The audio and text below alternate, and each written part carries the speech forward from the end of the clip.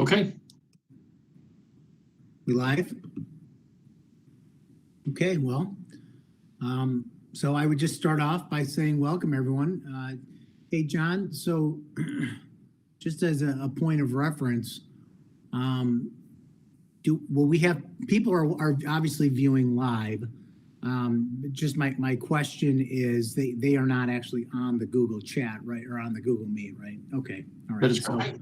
So we don't actually know the number of folks out there that are tuning in, but we do know that it's live. So anyway, please forgive my question as a point of order. This is we are becoming quite proficient at virtual meetings and at communicating with the public through means such as these. So I just want to start off by just welcoming everybody to our first virtual coffee hour. I have my coffee here. I know it's 1 o'clock in the afternoon, but I will tell you, I drink a lot of coffee, especially these days. It seems like the days are longer now than they were pre-shutdown due to COVID. So with that said, I hope you're enjoying a cup of coffee with me. So let me just start out by just saying I thank you for being here. This is a great opportunity for me to provide an update to those who are able to join us virtually. Please feel free to ask any questions. We do have a format set up for that, and Ms. Root will be posing those questions to the team as we go through. I just want to introduce my administrative team that's here as well. We've got John Tavernier, our Assistant Superintendent for Teaching, Learning, and Technology. He's on the line and available to speak to some of the components related to Phase 3 and answer questions also that may exist.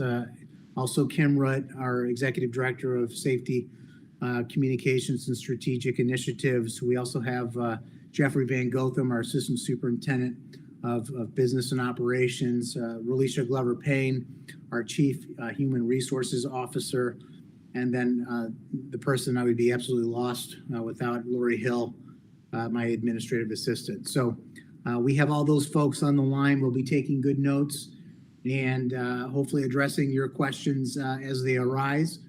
I would be remiss, parents, if I didn't just take an opportunity to just thank you for all of the work that you are doing at home. I mean, I know how tremendously challenging this has been, not only from an education perspective, but also just from an emotional perspective in terms of how our community, our country, our state, and our loved ones have been impacted by the COVID-19 pandemic. I just want to thank you for your grace and patience and your willingness to partner with us as we've continued to try to maintain some semblance of normalcy for our students in Huron Valley. I also want to mention that the amount of work that has been ongoing doesn't just happen on accident. I want to, not only in addition to thanking our parents, I want to thank our teaching and learning and technology teams. They've been remarkable as we've navigated these challenging circumstances and developing plans to keep students not only engaged, but as we've moved into Phase 3, I want to give a special shout out and thank you to our teacher leaders for their constant leadership throughout this entire process. I want to thank our teachers. They've stepped up to the call as it relates to Phase 3, and they've been engaging students since last week, and I can't express enough my thanks to every teacher in the school district for their commitment to our students. I want to thank our building principals. They've been absolutely remarkable and outstanding in helping to facilitate the implementation of these plans.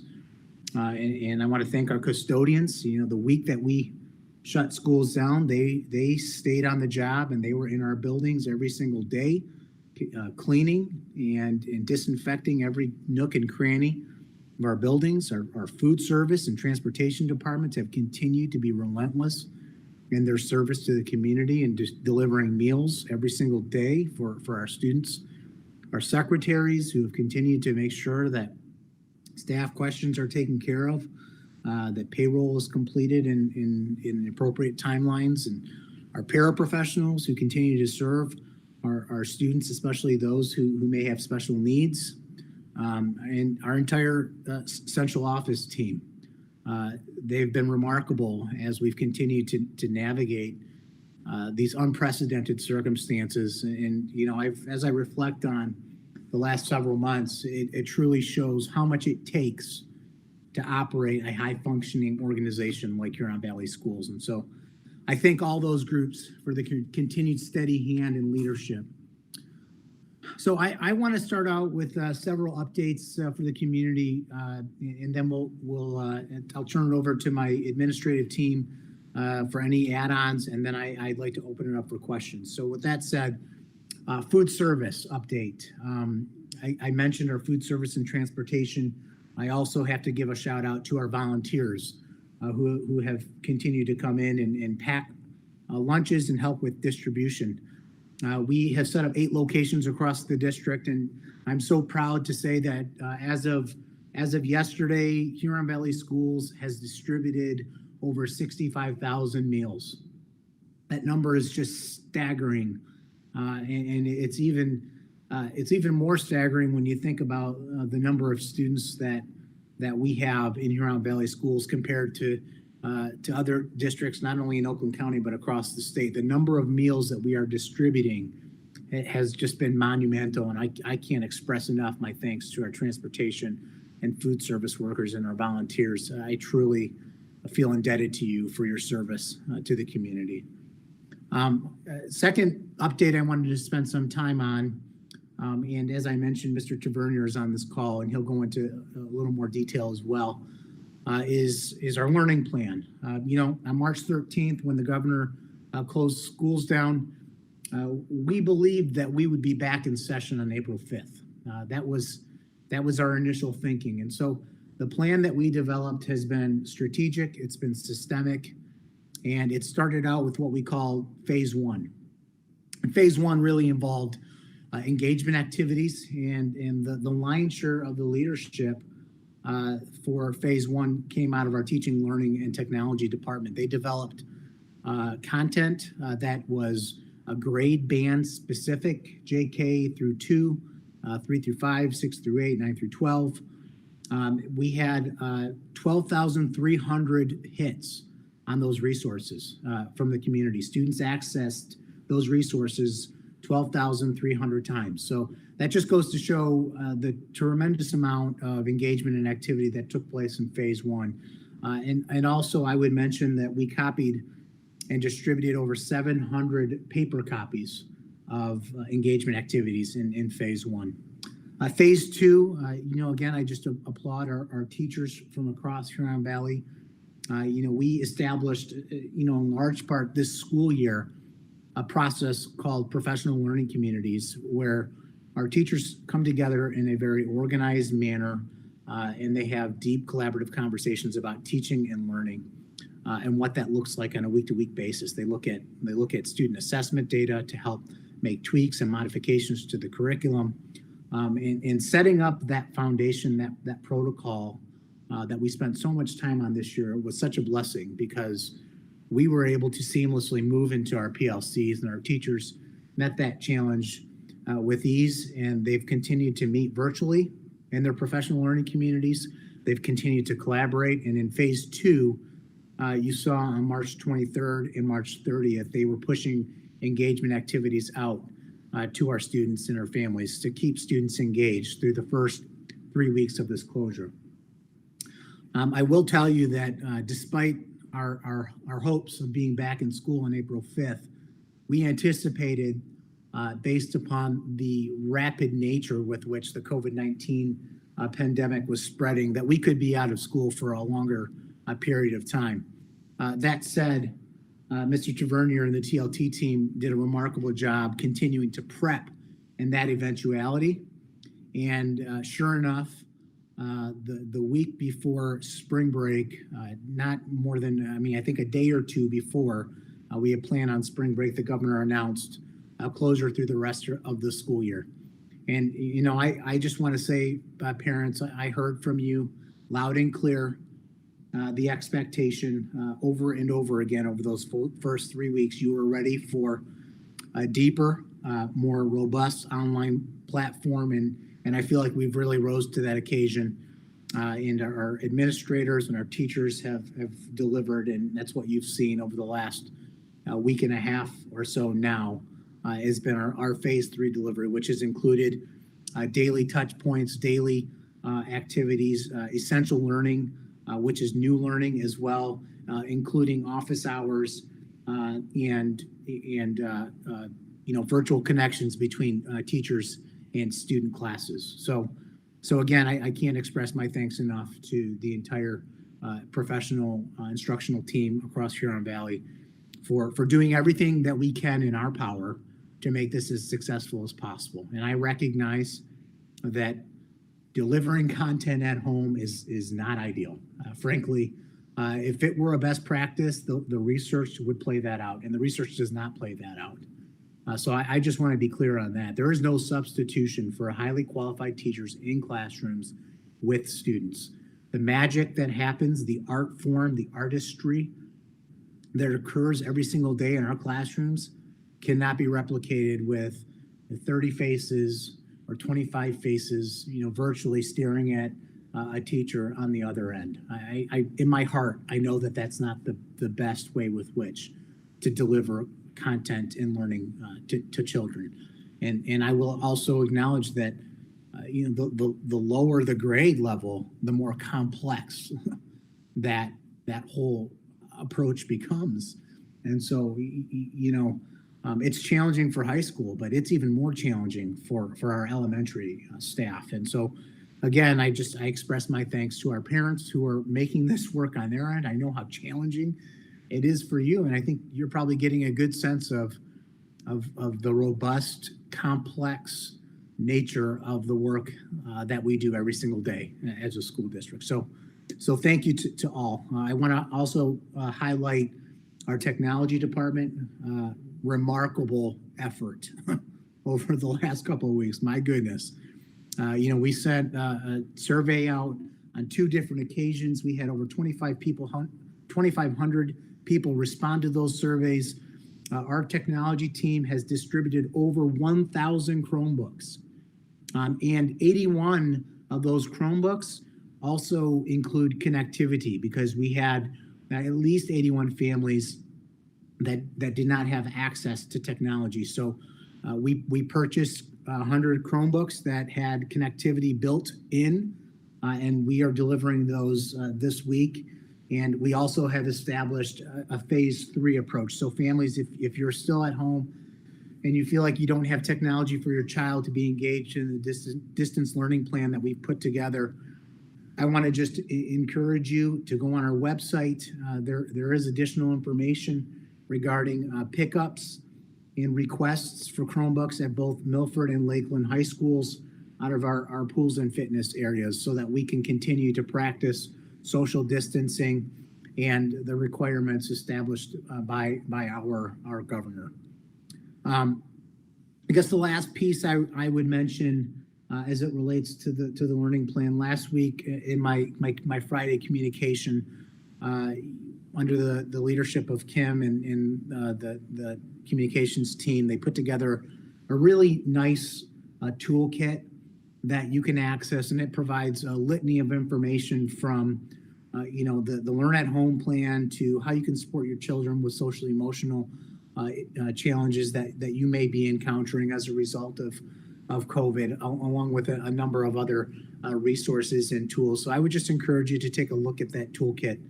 And last, I would just thank you for your grace and your patience as we continue to navigate some of the most unprecedented, challenging circumstances that I think I can safely say we've ever encountered in public education. Certainly over my 20-year career, I've never experienced anything like this.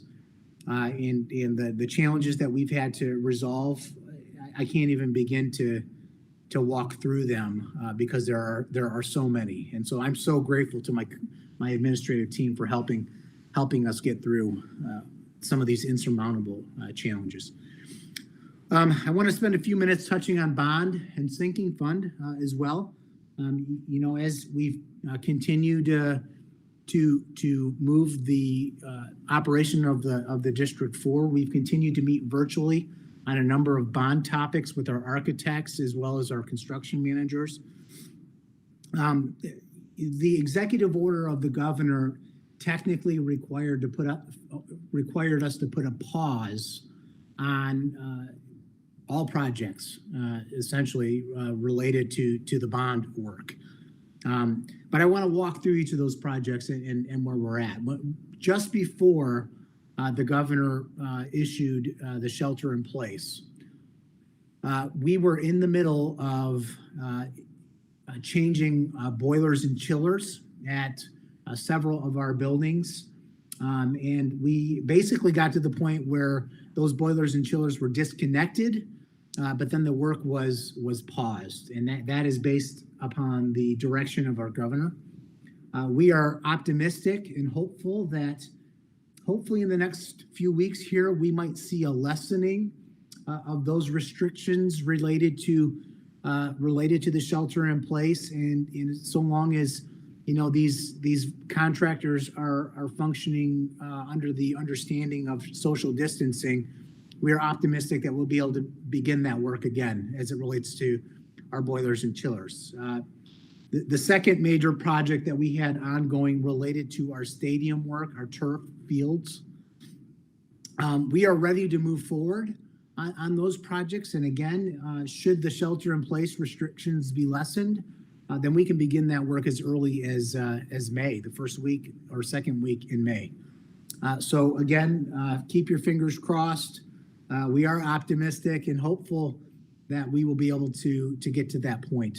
The third piece I wanted to mention is the project, the major asphalt project at Milford High School, which includes parking lot removal and repaving. It includes removing Watkins and repaving, and it also includes the entire Bannerman Street that runs in front of Milford High School. We are coordinating our efforts with the Consumers Energy Project, but we are ready to present some contractors to our Finance and Operations Committee, which meets tomorrow evening. And then we are planning a special board meeting on Monday evening to hopefully have that specific project approved by the board so that we can issue contracts.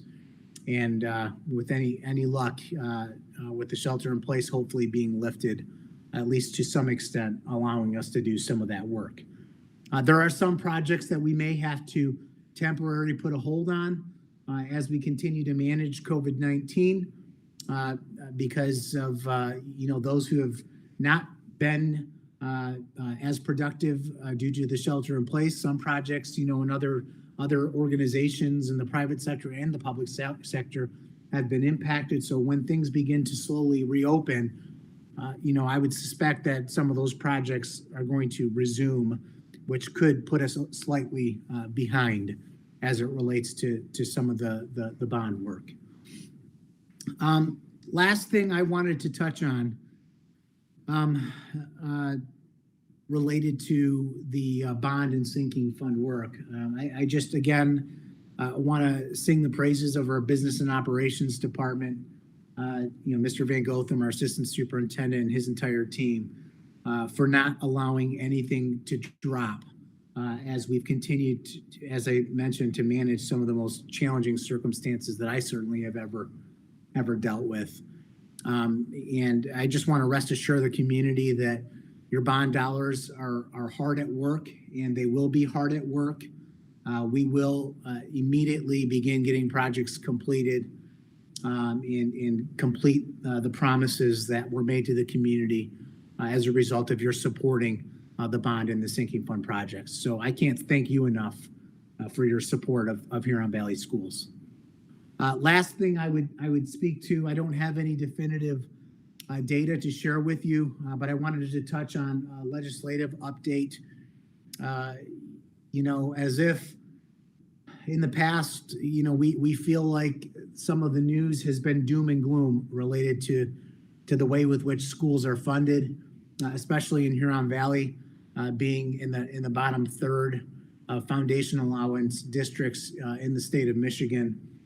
I would mention that the state is forecasting as much as a $7 billion shortfall over the next 18 months.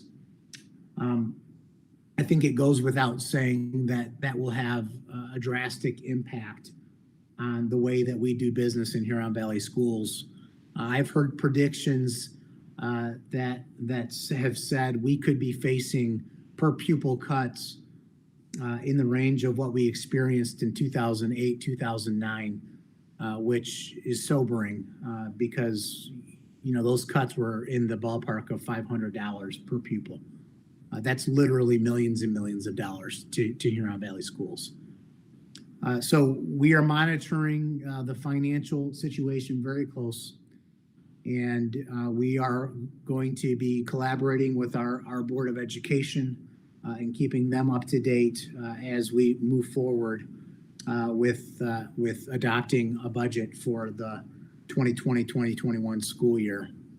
And I guess the last thing I would mention is, the last week before we went out, based upon the governor's executive order, we had a information session, a community information session regarding our leisure pools.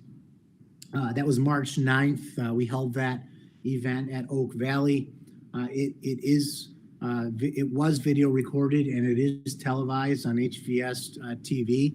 It's also available on our website. I want to encourage you, if you have interest in this topic of leisure pools, to please go on and check out that information that was presented throughout the community information session.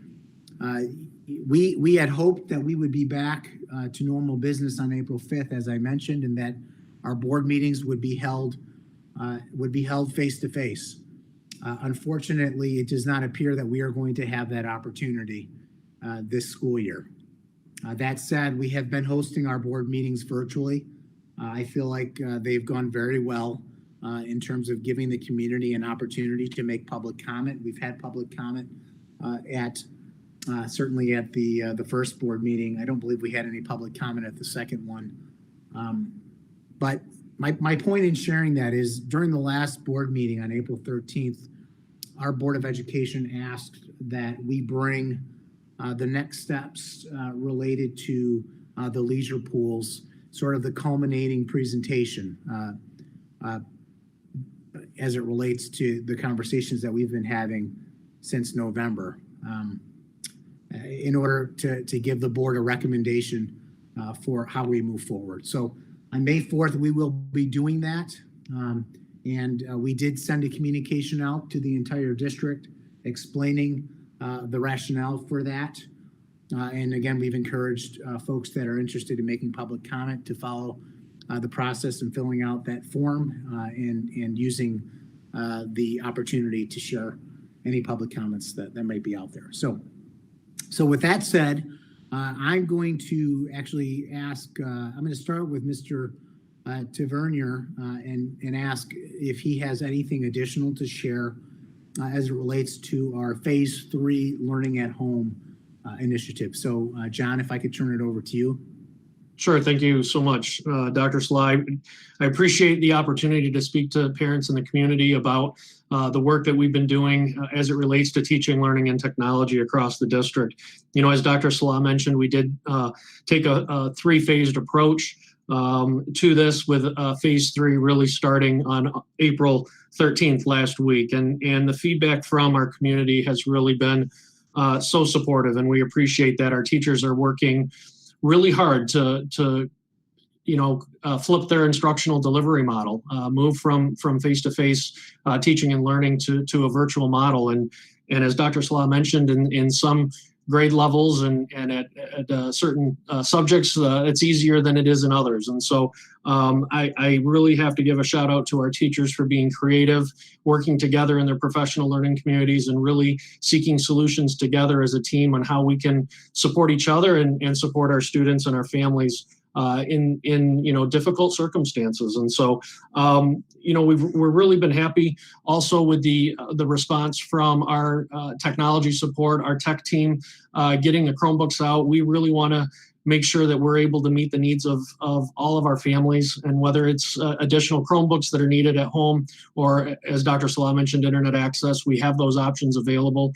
So please, let us know, use those Google form links at each building to let us know if you need technology or additional support, and we're going to do our best to be able to meet those needs. I know there are a lot of questions around grading and credits and what will happen as we look forward to the future. So I want to share with you just a brief presentation that speaks to some of this related to our distance learning plan. So give it a second here for this to come up. I really want to talk about progress monitoring, how we're monitoring the progress of students in our phase 3 learning plan, what the awarding of credit will look like, and then really what options will we have as we look forward to next fall.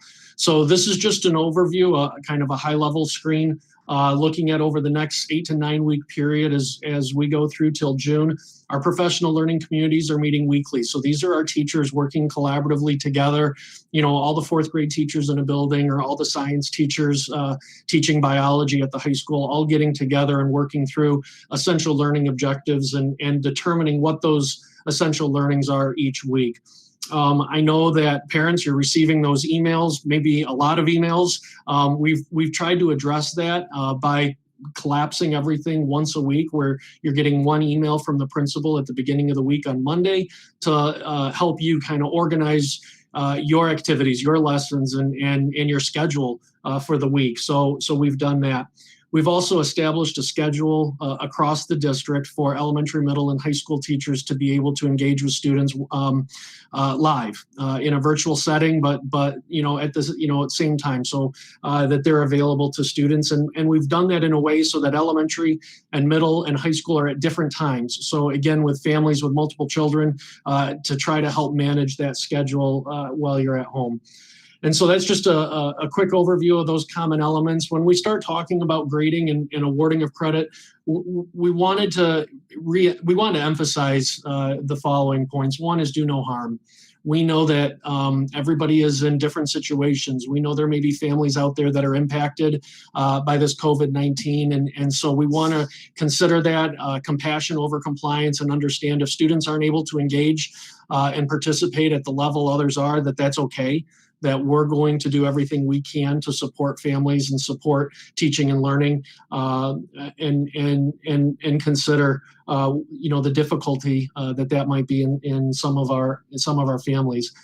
We want to ensure, as I mentioned earlier, that access to technology and support. I know I heard today some of our teachers are saying, a lot of tech glitches, and that's okay. I mean, we know as we start something new, it's going to be maybe a little bumpy at first, but we appreciate the patience, the understanding, and the grace from you, our parents, and from our teachers as well as we move through that. Again, meet the needs of all families. We know it's a big shift going from the school environment to the home environment, and we want to provide that flexibility and choice. And then I mentioned that short and long-term planning. So we have a plan here for the next 8 to 9 weeks looking forward, but we want to look forward and what that looks like for the 2021 school year. So for our elementary families, the communication you saw earlier this week from principals, really around the remark in each of the essential learning. So as you look at the report card at the end of the year, we'll be looking at those learning objectives that we've targeted this third term, and we'll be marking on those on the report cards where students were able to participate and engage. And if that wasn't a learning that was addressed or was touched on over this period, but we didn't have that engagement, that'll be noted on the report card as well. This is really information for you looking forward. It's also information for next year's teacher as they go back and look at student progress this year. We know every family is in a different situation, so this really becomes a communication tool for both school to home, but also for our education team at the building levels. At the middle school, a little bit different. We're looking at the awarding of credit or incomplete as it relates to progressing through content. The G is a credit, so G indicates credit on the report card, and that will be awarded for, as you know, term 3. We'll also be looking at that for term 4 and the second semester mark. We will also be marking in the comments section actively or minimally participating, just based on that ability of students to engage with the content. And this is really more of a communication for, again, both school to home, for you as parents to know, that level of engagement, but also for next year. And then for those students not able to participate, again, indicating that with an I or an incomplete. This would be our practice at the middle school, but it will not apply to any of those classes. For example, Algebra 1, which is a course offered at the middle school, but for high school credit. And so this G or I will be for those middle school courses. When we go into the high school, a little bit more options here. So as we advance up in the grade levels, it looks a little bit different. We do have the option for students to take a combination of a letter grade and some sort of culminating activity or portfolio. Might be a performance assessment, some type of culminating activity at the end of the year to arrive at a letter grade. That is one option, but it is not a requirement of any student. It is an option for students. The difference between a letter grade or G really is around grade point average. It's the calculation of GPA points. So those students that elect for a credit, they would be marked with a G on the report card for term 4 and semester 2. And again, similar to middle school, an I for incomplete or an H. An H is no credit, and that would really be for those courses that were an incomplete at the end of this year. But as we look forward a year, as we look to June of 2021, those courses that have not had coursework made up would convert to an H or no credit on the transcript. So what are those options for families looking forward? If students are not able to participate right now, for whatever the reason may be, and receive an I on the report card at the end of the year, we're looking at several options, several pathways for students to be able to obtain credit in each of those courses. And that could be through some distance learning that's completed online or in person over the summer. It might be something that when we return next year as a 0 hour or a 7th hour, we're talking about what that might look like. It might be an online course, like we refer to an Edgenuity or an E2020 course next year. There may be some test out options. So as we look into the return of school in August, we'll have an opportunity for students to take an assessment, to test out and receive credit for that work. And of course, retaking a course could also be an option next year. So if any of those 5 options are taken and students demonstrate proficiency with the learning objectives, then credit would be awarded on the transcript. So I just wanted to share that because I know there's a lot of questions around the monitoring of progress, how students are engaging with content, and how that will impact them on their transcripts looking forward. So, and I already saw a couple questions on the chat asking about, what's the difference between a credit and a grade, and really it's around grade point average. So, but students have the choice here. It's really up to the families and students to determine what's best for them looking forward.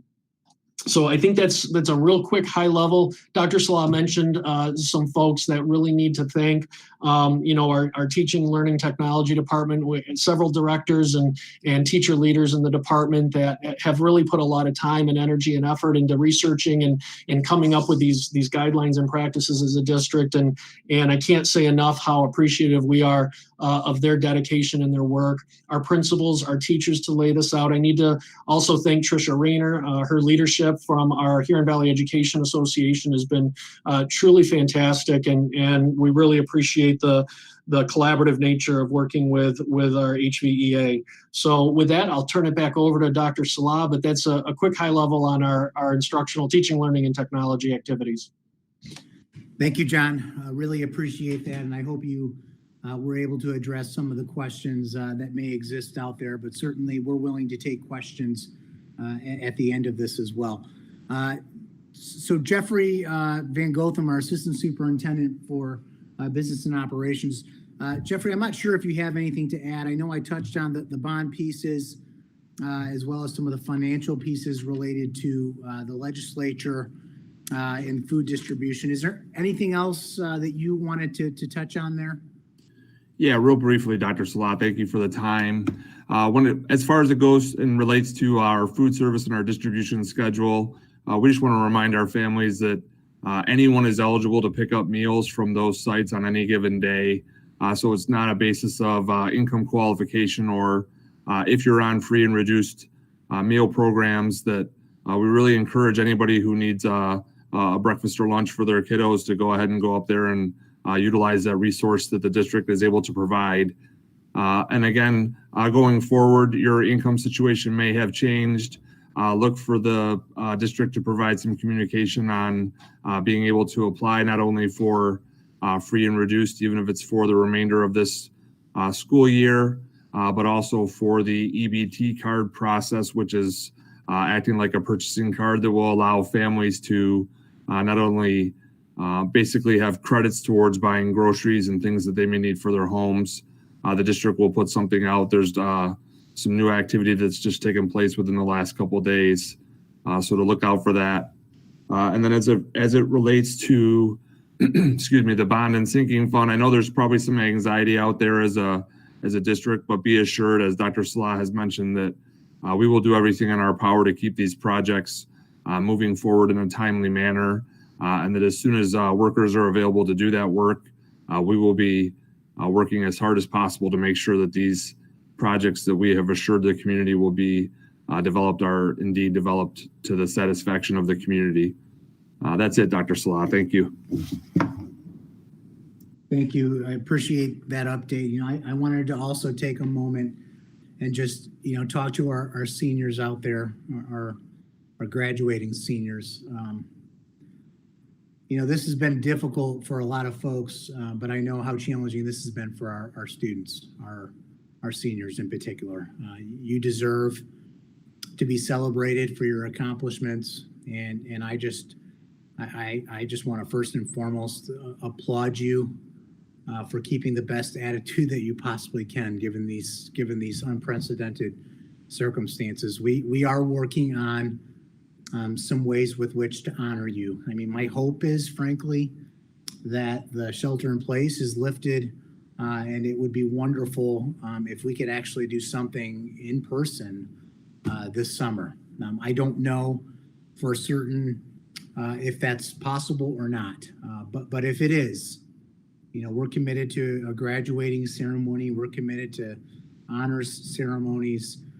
But we have to exercise extreme caution and practice within, you know, the expectations related to social distancing. So seniors, you're on my heart, you're on my mind. I've been thinking a lot about you, and I want you to know that I've had conversations with your principals, and I know they're thinking a lot about you. There's a lot of people actually who really, their hearts break for you, this happening your senior year. So we're working on it, and once we have more detail, we'll have a better idea of what we can and cannot do. So hang in there to our seniors.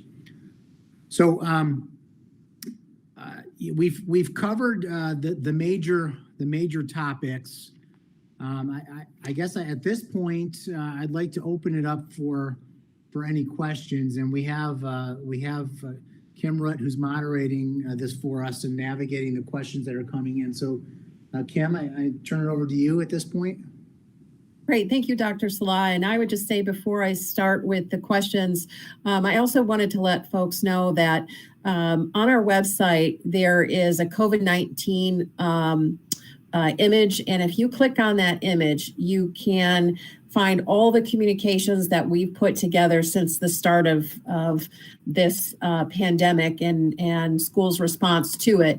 The toolkit that Dr. Salah mentioned is there. All the letters, the details about the learning plan, those things are all captured in one spot for you to be able to go back and reference those. We know you're getting a lot of emails, so we are trying to be sensitive to the fact that it can be overwhelming at times. We did restart the Friday Forum last Friday. because we thought it was appropriate to lend some sense of normalcy to this. And that was something that you were getting every Friday leading up to when we went out as a result of the executive order. But we thought it's still appropriate to do that because there's still some great things happening from a teaching and learning standpoint. There are things to still celebrate.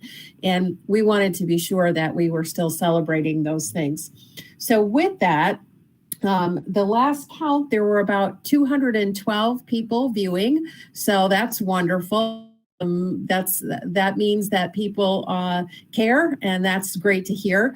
Dr. Salah, a couple shout outs to you and thanking you for hosting it, and also one shout out about how great your beard's looking at this time. So I thought you'd be interested in knowing that.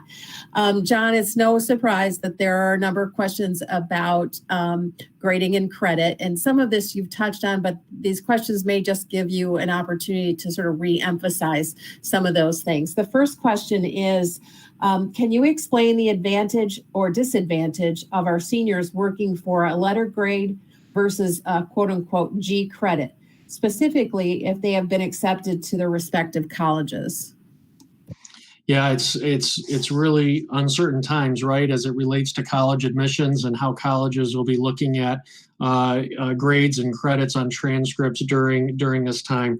I think it goes without saying, as everybody's in the same boat. All K-12 schools across the nation are wrestling with this, as well as admissions offices at universities. So the difference between a grade and credit as it relates to how that appears on a transcript really comes down to the calculation of GPA, the grade point average points. So a G grade or credit would indicate on a transcript that a student has taken a course, completed the course, and earned credit for that course, but it has no impact to the GPA calculation, the overall GPA that the student would receive at the end of their high school career. So by having the awarding of a letter grade, that then carries with it the grade point average points to go along with that. How a university will look at that, I can't speak to at this time.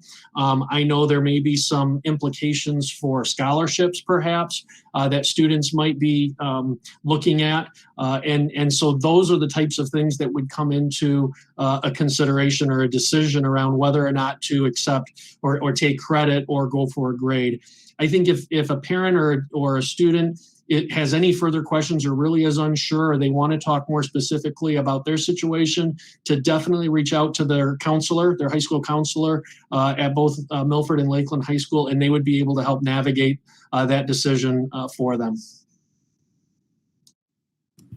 Hey, Kim, did that touch on seniors as well? So the question itself, so it just said, have been accepted to their respective colleges. So yeah, I think that it is related to seniors, and I think that I think that we've addressed that. There are still some things that are uncertain, and John touched on, how colleges and universities will be treating some of this information as well. So the next question then is also, can you speak to the R? In terms of the elementary, and you did touch on that, John. Is there anything else that you want to say about that at this time? Yeah, I think on the elementary report card, typically we have several different learning objectives that are listed on an elementary report card. Looks very different than secondary. And the purpose or the reason for the R or the remark is to just indicate again that this is a very different learning environment. As Dr. Salah said, learning in the classroom and the level of engagement, the activities, the ability for students to collaborate, work as teams, problem solve together, that just doesn't exist in the same way when we're in a virtual environment.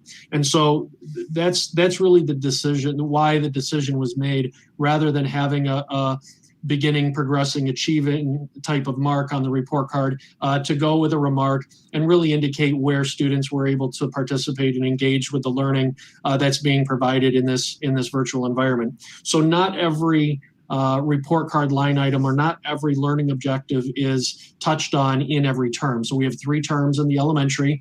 Report card goes home in December, again in March, and then at the end of the year in June. So we're really talking about that March to June timeframe, and we want to highlight what were the learning objectives that were addressed, that we had included in our phase 3 learning plan, indicate that on the report card through the use of an R, and then the comments being able to address the level of participation that students were able to engage in. Again, not a punitive in any way. That R doesn't mean that students didn't achieve or didn't progress with the learning.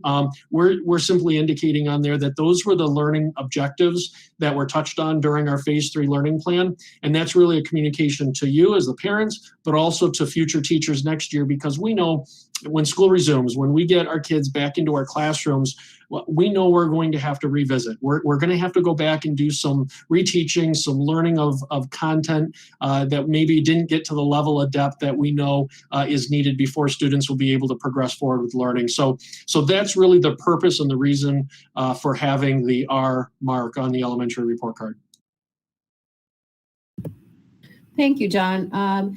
Again, you've touched on this pretty significantly, but the question is, are high school teachers required, all caps, to offer the opportunity to receive a grade versus a G credit only? Some seem to be offering only the G option. How will this affect the GPA if a student has 5 grades and 1 quote unquote G?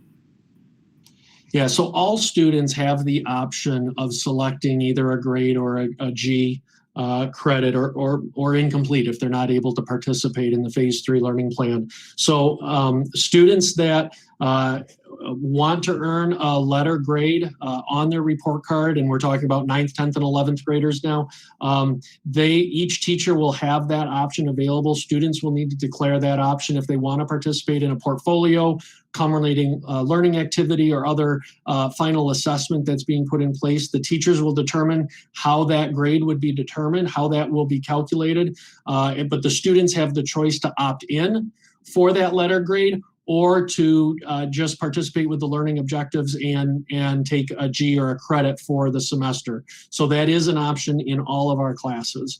If that's not clear, again, I would ask and I would encourage you, parents and students, to definitely reach out to your teacher, but that option does exist for all courses. And I should also mention that decision can be made at the course level. So if a student wants to accept credit in 3 of their classes, but take a grade in 3 of the classes, that is an option for them as well.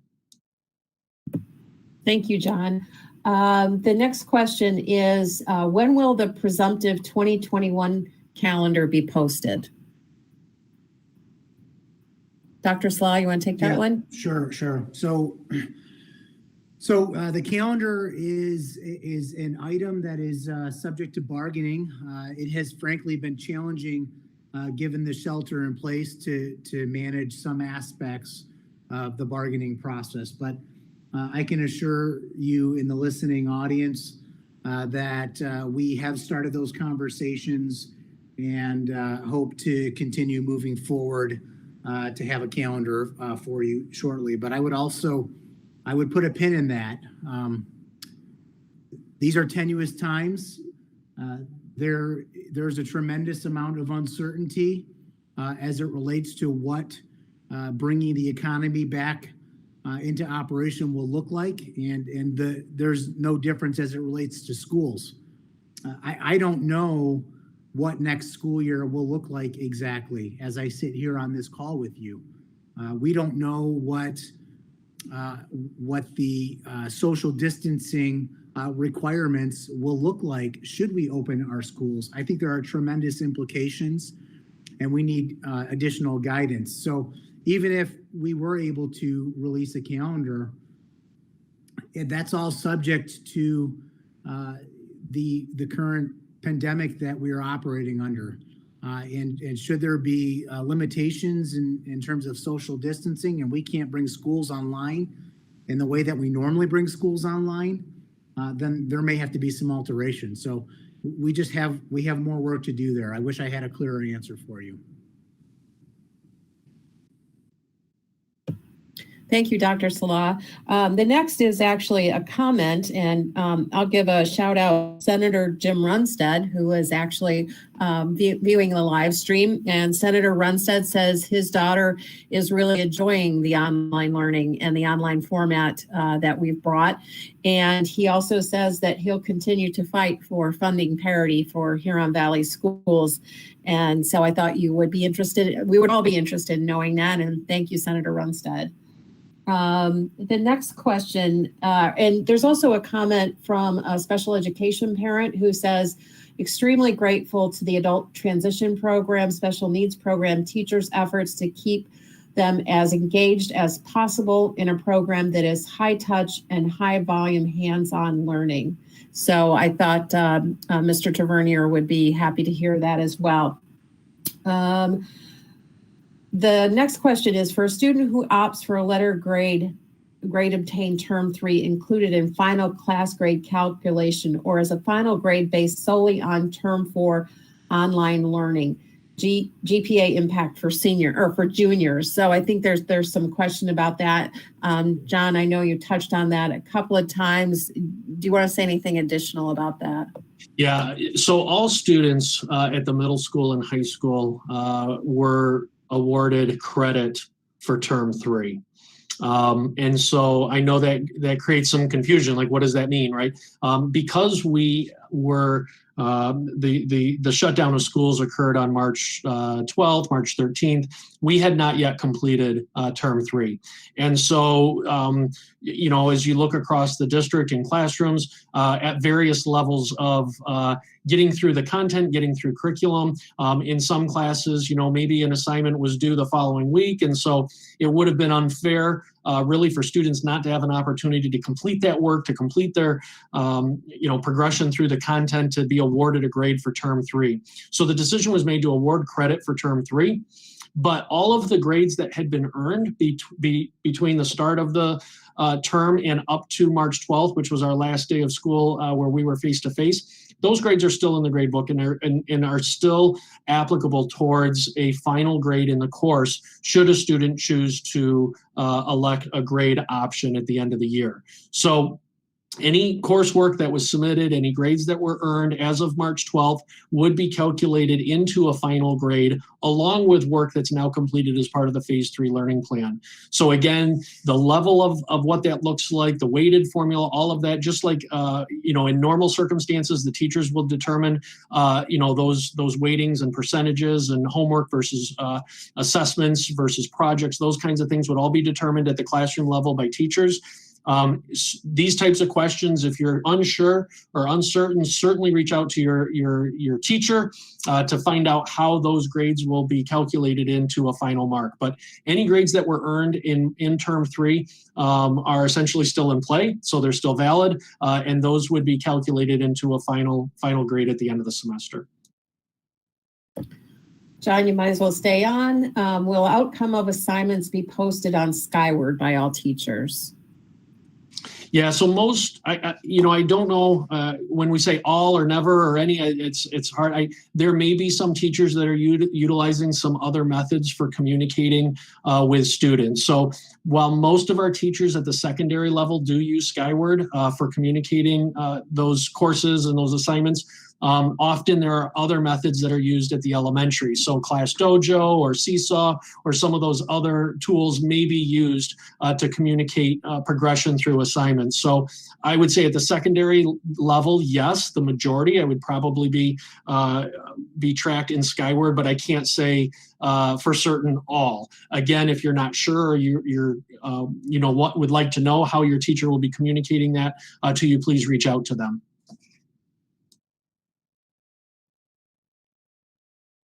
Thank you, John. The next question is actually one from me, I think. With the high possibility of a resurgence of COVID-19 several more times, beginning with the possibility of this fall, what is for social distancing within the schools? As the person on the administrative team who's charged with school safety, school security. That is something that we will have to consult with health professionals about. I think that we'll get further guidance from the governor's office on and the public health professionals within the governor's office. Also, from the Oakland County Health Division. Be assured that we will follow whatever guidelines are recommended by public health professionals.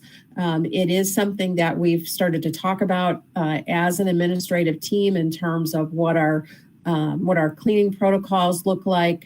How will this be different when we come back?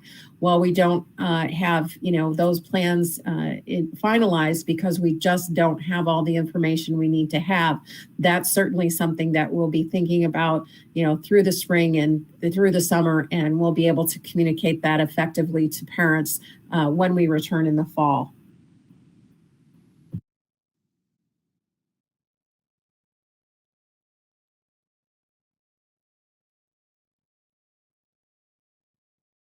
So John, the next question is, will the test out option be available for the health class this year?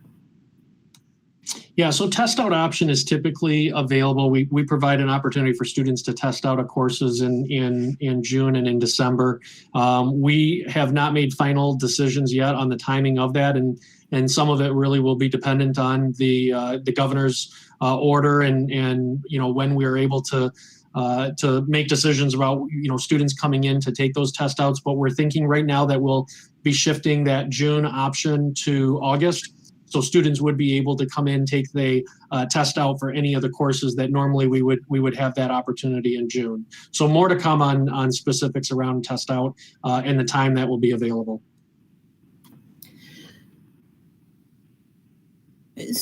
So we're about 4 minutes away from when we said we carved out a time of 1 to 2. There are some additional questions, John, about grading and credit, term 3, term 4, that sort of thing. I would recommend to parents, as you have so many times, to reach out to the teacher and or the principal in their building to get some clarity.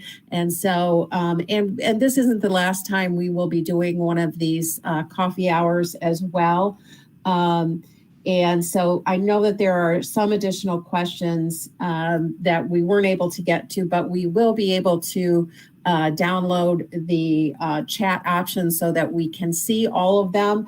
I was just going to ask if Dr. Salah, you had any closing remarks? Yeah, before I make any closing remarks, I just want to ask the administrative team, co-team, do you have anything else, John, Jeffrey, Kim, or Relisha, anything you want to say? Yeah, thanks, Dr. Salah. Just real quick, I want to also mention, we did mention earlier that within our resources that are on our COVID-19 page on the website, we also have links to mental health supports and resources. So again, during these uncertain times with so many concerns around, again, our physical health, we also recognize the need for mental health support services. And so on our COVID-19 page, we do have links and resources to many community outreach programs, as well as our staff within Huron Valley Schools. So if you're in need of any support or concerns around mental health for your child or in your family, please take advantage of those resources, reach out and let us know. But I just wanted to mention that our school social workers, our guidance counselors, our school psychologists are all available and really are here for you should you need any support.